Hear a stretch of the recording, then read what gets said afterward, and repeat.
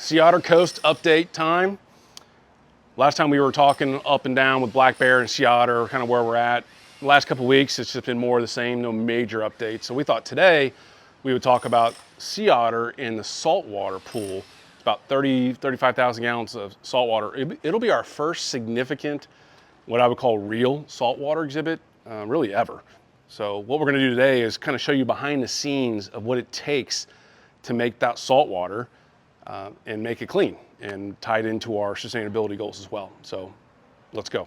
The water journey for sea otter actually begins on the roads, the roofs, the landscaping, and that's all part of that collection system we put in Elephant Trek. That's a 1 million gallon cistern. That's not just for Elephant Trek.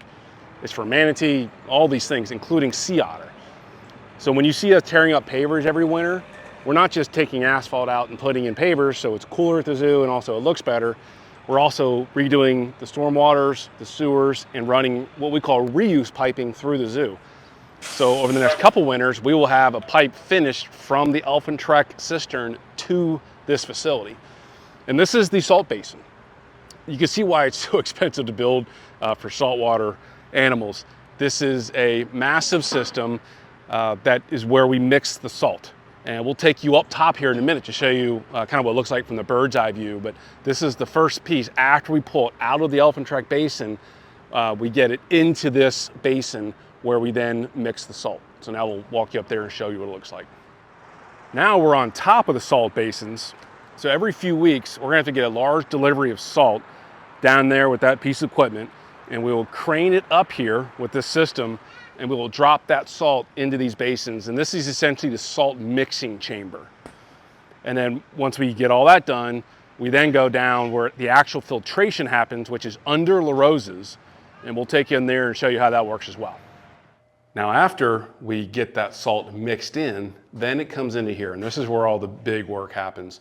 These are big sand filters similar to what we have at Manatee and some other facilities. This actually used to be the filtration room for polar bears back in the day. And so we're below La Rose's right now. So when you're eating pizza next time on the deck, we're under you. So here we have sand filtration and some ozone.